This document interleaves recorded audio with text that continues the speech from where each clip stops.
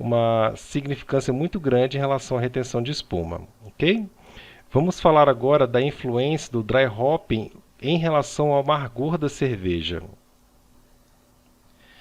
Em especial, dos componentes lá do dry hopping, a rumulinona e o pH são dois fatores que vão afetar muito a sensação do amargor na nossa cerveja. Então, o que a gente tem que lembrar? Que a rumulinona que eu falei lá atrás, lembra quando eu estava falando ali daqueles componentes que geram a sensação de amargor? Então, a rumulinona ele é o resultado de alfa-ácidos que foram oxidados e que são 66% tão amargo quanto os isoalfa-ácidos. A rumulinona ela é altamente solúvel e ela é solubilizada na cerveja principalmente por meio do dry hopping. O dry hopping vai diminuir a quantidade desses isoalfa-ácidos provenientes da parte quente, pelaquela absorção que eu já falei da matéria verde em combinação com esses isoalfa-ácidos. Consequentemente, o teste de BU que é feito ele acaba sendo impreciso, especialmente nessas cervejas que tem muito dry hopping, pois eles não levam em consideração os compostos do lúpulo que geram esse amargor. Então, um lúpulo com mais alfa-ácido ele vai promover mais rumulinona durante o dry hopping, pois ele possui alfa-ácidos disponíveis para oxidar e se transformarem nessa rumulinona. O dry hopping ele vai aumentar também o pH da cerveja, e quando esse pH ficar muito alto, a sensação de boca de amargor também vai ser menor. E toda aquela parte quente que nós fizemos ali, voltado mais para o amargor, final de fervura e o Whirlpool, ali não tem a presença da rumulinona, porque como ela é muito volátil, ela vai embora. Somente no momento do dry hopping é que a gente consegue tirar essa rumulinona. Ou seja, lá no dry hopping, como a contagem de tempo é pequeno e a quantidade de isoalfa-ácidos é pequeno, a indicação pelos softwares é que quase não está contribuindo com o amargor, mas a gente pode ter certeza que tem uma extração muito grande de rumulinona e ela vai gerar um amargor bastante intenso na tua cerveja. Em 2014, esse pesquisador chamado John Mayer, ele é especialista em rumulinona e ele concluiu que o seguinte, olha que interessante, nas cervejas mais leves, que estão até 20 de BU, elas vão ficar mais amargas após o dry hopping. Por quê? Porque a extração da rumulinona lá ela vai ser tão intensa, né? Ela é tão intensa que ela sobrepõe esse pouco amargor de fervura e acaba que a interpretação sensorial ela é aumentada. Por outro lado, se a tua cerveja já tem bastante BU, por exemplo, acima de 30 BU, a carga que você vai dar de dry hopping depois, ela não é suficiente para sobrepor esse amargor aqui. Ele simplesmente aumenta a complexidade, né? Aumenta a sensação, mas esse amargor aqui ele é tão intenso do isoalfa-ácido, ele é tão mais adstringente que este amargor mais redondo ele é menos percebido. É como se fossem duas pimentas, uma pimenta muito sutil e uma pimenta muito forte. Uma pimenta muito forte não vai deixar que depois uma outra pimenta mais sutil acabe aparecendo aí na tua cerveja. E aí é conta matemática para a gente tentar entender a interpretação de como esse amargor é gerado. Ele funciona assim, ó. Durante esse dry hopping, a gente vai ter o aumento de alfa-ácidos, porque eles não são isomerizados, né? E esses alfa-ácidos eles são pouco amargos, eles contribuem muito pouco com o IBU, né? 1 ppm de alfa-ácido gera 2 IBUs, é muito pouquinho. Nós vamos extrair os polifenóis, que eles são adstringentes, ele ajuda a dar aquela piorada, né, aquela amarrada no teu amargor. Então ele dá uma interpretação ruim no teu amargor, parece que é mais amarga, mas na verdade é porque é um amargor pior. e vai extrair a tal da rumulinona, que essa sim promove um amargor mais arredondado e bem intenso. Olha, 1 ppm de rumulinona corresponde a 15 IBUs. Então, qual que é o IBU final da cerveja? O IBU final a gente pode interpretar pelo seguinte, pela quantidade de isoalfa-ácidos, né, aqueles ppms que a gente vem lá da etapa quente, da fervura, que vai dar ali o teu potencial maior, mais os 66% dessa rumulinona, que é o quanto ela contribui, mais 10% desses alfa-ácidos aqui, ó, que ele tem uma sensação de amargor muito pequena. Então, olha só, 10% de alfa-ácido, o alfa-ácido ele já é pouco, 10% disso praticamente não tem contribuição, mas essa rumulinona, que tem uma solubilização muito forte e uma contribuição muito intensa, vai sim te aumentar em grande quantidade essa percepção de amargor. Por isso que é importante você saber conhecer o quanto que o lúpulo vai te dar ali nesse dry hopping.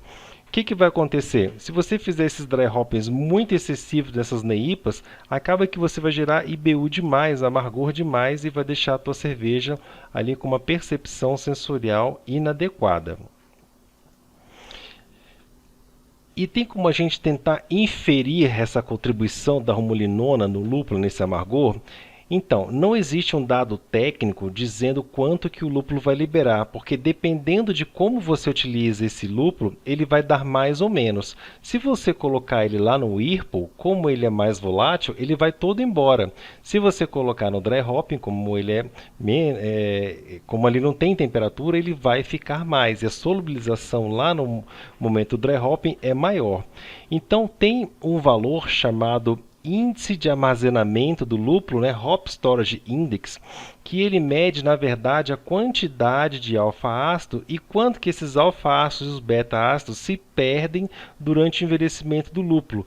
Esse valor, esse índice, serve para dizer se o lúpulo suporta uma validade de 2, 3 anos ou se rapidamente ele se perde, ele se estraga. É um lúpulo que tem uma vida útil mais curta. E quanto maior for o índice, maior é a quantidade de rumulinona que ele tem, né? Porque maior é a quantidade de alfa-ácido, maior é o potencial desses alfa-ácidos se oxidarem. E aí, menos estável vai ser o lúpulo. Então, quanto mais tem, mais alfa-ácido tem, mais é o índice, menos estável é o lúpulo. Ainda, se você usar lúpulos envelhecidos, é esperado então um aumento muito maior do amargor, porque o alfa-ácido que tinha um lúpulo lá novo, ele foi oxidado durante o envelhecimento e ele vai ter um potencial para contribuir com rumulinona muito alto. Então toma cuidado se você está usando lúpulos envelhecidos, que você pode ter uma contribuição muito alta do amargor lá no dry hopping. Melhor você pegar esses lúpulos e usar no Whirlpool, como a gente vai ver mais na frente. Por outro lado, se o lúpulo for bem novinho, mesmo ele tendo um índice de armazenamento alto, a extração dele não vai ser tão efetiva, né? Não vai ter tanta rumulinona assim para ser extraída, porque a maior parte dela ainda está no formato de alfa-ácido, ela não está oxidada, está bem novinho. Então, mesmo tendo bastante no formato de alfa-ácido, ele vai ser extraído lá no dry hopping como alfa-ácido e aí vai acabar gerando pouco amargor. Entendeu? Eu vou resumir. Lúpulo que tem muito alfa-ácido e está velho vai contribuir com muito amargor durante o dry hopping. É basicamente isso.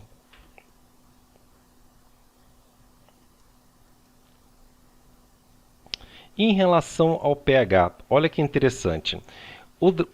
A matéria verde, né, do dry hopping, ele contribui para o aumento do pH. Né? Ele deixa a cerveja mais alcalina. E o que acontece? Por exemplo, aqui, ó, 150 gramas de lúpulo em dry hopping é esperado um aumento de 0,3 pH. 0,3 é o dobro da acidez, né?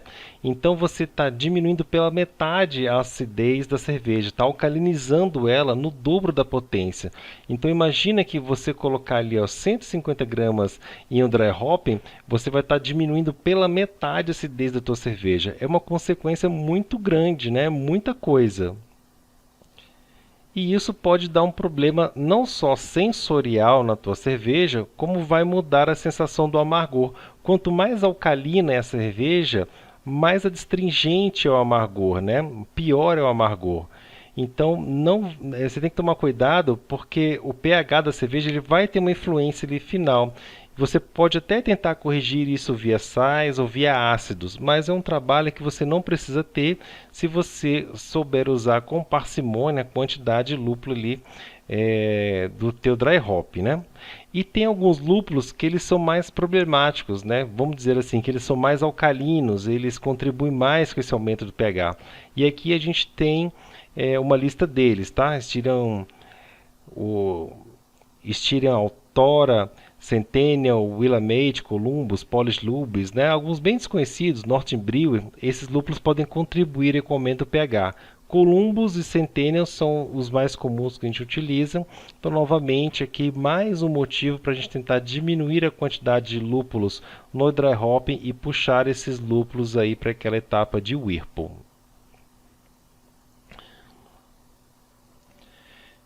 Então, como tem esse problema dessa contribuição excessiva do amargor nessas hazy IPAs, nesses dry hops intensos, o ideal é que você faça uma formulação de receita para um IBU mais baixo. Começa ali pelos 20 BUs para fervura e mais ou menos uns 10 a 20 BUs de Whirlpool, pensando numa cerveja aí mais ou menos lá para os 1050 de OG. Então você vai ter uma relação aqui máxima total, ó, de 40 BUs para 50 de OG, bem mais baixo do que aquela reação BU-GU de 1 que a gente tem pensado ali para uma IPA, né? Então, fazer essa redução tanto do início de fervura, por conta desse aumento, vai ser uma boa opção aí sensorial para você começar a fazer a tua cerveja. Quanto menos a adstringência de dry hop você tiver, maior vai ser o drinkability aí da tua cerveja, principalmente nas hazy IPAs, que quando aquele juice, né, causado pelo excesso de lúpulo, ele começa a dar muito gramíneo, muito vegetal e a adstringência. Vamos ver agora uma experiência em relação ao amargor, né, o cálculo de amargor feito numa NEIPA. Então, a gente tem uma receita base que era o seguinte: 200 ppm de cloreto de cálcio, de ajuste de água, 50% de Pilsen, 25% de aveia em flocos, 25% de malte trigo, mais ou menos 50% trigo, Pilsen, né, e 50% não cereais, com uma carga proteica muito grande. E olha que interessante, para essa experiência, gente, isso aqui, só abrindo parênteses, não é uma receita de uma cerveja boa, não estou recomendando para vocês fazerem essa receita, isso aqui foi um experimento, tá? Para essa receita não foi usado nenhum lúpulo de amargor, zero. Zero ali durante a fervura e zero durante o Whirlpool. Na receita ela foi calculada como 0 IBU. Mas aí foi feito um dry hopping dessa maneira, olha. 30 gramas de citra com 30 gramas de amarilho no momento do pitching rate, na inoculação da levedura. Depois 50 gramas de citra e 50 de amarilho no quarto dia de fermentação, ficou por mais 2 dias. 50 gramas de citra e 50 de amarilho no keg, né, no dia prévio à degustação. Então foi colocado lá no keg para tirar mais um pouco ali, né, dos óleos essenciais. Qual foi o resultado? Na cerveja pronta, tirou 24 ppm de rumulinona. É muita coisa, né? Essas extrações aqui contribuíram com 24 ppm de rumulinona. Você vai ver aqui na conta o tanto de IBU que a gente vai conseguir tirar disso daqui. Ela também contribuiu com 3 ppm de isoalfa-ácido, ou seja, mesmo em temperatura baixa, houve algum tipo de trabalho ali, gerando algum tipo de isomerização, contribuído com 3 ppm, e uma solubilização muito grande dos alfa-ácidos, que tem uma contribuição baixa de amargor, mas uma solubilização muito grande, né? A gente tem um número muito alto, mas a gente tem uma contribuição baixa. Também tirou 11 ppm de beta-ácidos, que também são baixos, né? 7 microlitros de merceno e 4 ppm de polifenóis. Olha aqui os polifenóis aparecendo por conta de um excesso de dry hopping, né? Então, como é que fica esse amargor calculado? Esses 24 ppm, eles contribuem, né, somados aqui, eles vão contribuir com 17 ppm de IBU, porque eles têm aquela contribuição de 66%, mais 2 desse esses 3 do isoalfa-ácido, mais 7 do alfa-ácido, que ele corresponde só a 10%, mais 10 aqui desses beta-ácidos, contribuindo com mais 1 ppm. No final, a gente vai ter disso aqui, ó, 57 ppm desse amargor, mais 2, 17 e 1 de IBU, né? Convertendo os ppm em IBUs, esses ppm vão virar 57 IBUs, esse 2 mantém 2, esse 7 vira 17, esse 1 vira 1. Ou seja, a cerveja final ficou com 77 IBUs, ficou extremamente amarga, né? Então, veja só como nada de lupulagem amargor consegue gerar um IBU extremamente alto. E além disso, com pouquíssimo aroma e sensorial muito gramíneo devido a esse mirceno que foi solubilizado. Ou seja, o excesso de dry hopping comprovou na prática que ele está gerando aqui problema para a tua cerveja. Um IBU muito alto, pouco aroma e pouco sabor bom, porque o aroma que está tirando é gramíneo devido a esse mirceno. Então foi indesejado. O que a gente quer dizer com isso? Que você deve diminuir a quantidade de lupulagem no teu dry hop. Eu estou repetindo isso várias vezes e estou demonstrando aqui como é que eles chegaram, né, matematicamente nessa conclusão.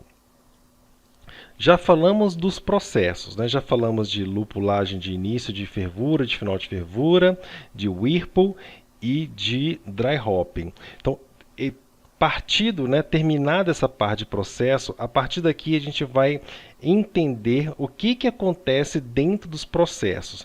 A gente vai ver vários acontecimentos, várias transformações que acontecem durante o dry hopping e a influência deles na cerveja.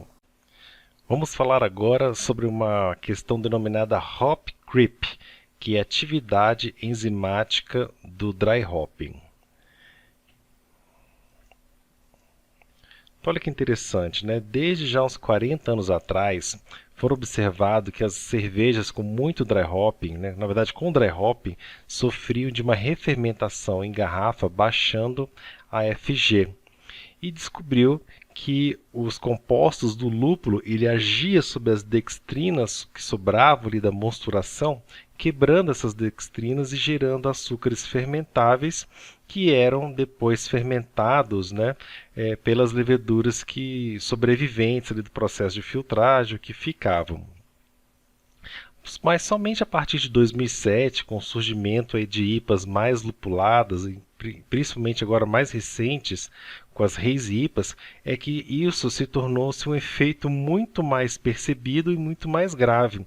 Por exemplo, aqui, né, no mercado brasileiro, em 2018 e 2019, com o surgimento daquelas latas de Hazy IPAs, nós começamos a perceber que várias marcas estavam tendo problemas com essas IPAs super carbonatadas, né, com a pressão altíssima, quase que o dobro da pressão original, justamente por conta disso. Eles não entendiam o que estava acontecendo. E é esse efeito que a gente vai estudar aqui. O que tem no dry hopping que está quebrando esses açúcares, né, abaixando a densidade final e permitindo que as leveduras acabam refermentando essas cervejas nas latinhas, né? Então, assim como os maltes trazem aquela série de enzimas, os lúpulos também possuem uma quantidade bem pequena de enzimas, muito parecida com as próprias enzimas presentes nos grãos, só que numa quantidade bem menor. Mas mesmo essa quantidade menor, ela é suficiente para fazer uma refermentação dentro das garrafas e das latas. Dessas enzimas, a mais forte, ou a mais comum delas é chamada amiloglucosidade, que ela é a enzima principal que o lúpulo traz, que acontece esse efeito que eu já falei, chamado de hop creep, quebrando essas dextrinas em maltose e glicose, que são consequentemente refermentadas pelas leveduras presentes. Quando a cerveja passa por uma etapa ali de pasteurização, mesmo quebrando esses açúcares, não tem levedura suficiente para fazer essa atividade. Então acaba que os açúcares quebrados eles vão ficar ali e vão acabar gerando um sensorial mais adocicado na cerveja. Por outro lado, como a maioria das micro e médio cervejarias que fazem cervejas resíparas, elas não fazem pasteurização justamente porque mataria muita parte desse sensorial, acaba que essas cervejas acabam tendo esse tipo de problema, né? É um efeito semelhante à Brettanomyces, que ela nunca para de fermentar. Enquanto tem açúcar, ela vai quebrando, quebrando ali por 2 anos e vai fermentando. E aí, o que eles perceberam? Que em dry hoppings mais curtos, em temperaturas mais baixas, esse efeito era menor, porque liberava menos dessas enzimas, né? Essas enzimas estão presentes ali na matéria, na lupulina, na própria lupulina, não é só na matéria verde, vegetal, e aí em temperaturas mais baixas tem essa extração menor. Como é que eles descobriram que essas enzimas estão na lupulinas? Porque quando usaram cryohops, que eles acabaram aumentando a quantidade de cryohops, e o cryohops tem muito mais lupulina do que o lúpulo normal, esse efeito acabou ficando pior, mais intensificado. E aí então deu essa sugestão em que a concentração dessas enzimas está dentro da própria lupulina. Outro estudo, já em 2017, comprovou também um outro efeito indesejável, que é a produção de diacetil, que dá aquele off-flavor de manteiga.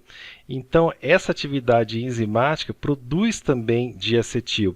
E quanto mais alta era a temperatura, mais produzia diacetil, né? Então, novamente, mais uma sugestão de que dry hoppings devem ser feitos em temperaturas mais baixas, ali preferencialmente a baixa temperatura de fermentação. Uma outra questão que aumentou essa produção de diacetil foi quando as cervejarias começavam a injetar CO2 embaixo para ressuspender a levedura e para aumentar a extração de lúpulo. Então, nessas condições, aumentava a atividade, não sei se é química ou biológica lá dentro, mas aumentava essa produção desse diacetil. Lembrando que uma das medidas corretivas para esse diacetil gerado é a tal do repouso de acetil, né? Deixar que a própria levedura ali em 1 ou 2 dias, numa temperatura um pouco mais alta, reprocesse e reabsorva esse diacetil. Mas para evitar essa condição, uma medida efetiva é fazer esse dry hop em temperatura mais baixa. Você diminui tanto a extração daquelas enzimas, como você também diminui aqui a possibilidade de produção desse diacetil.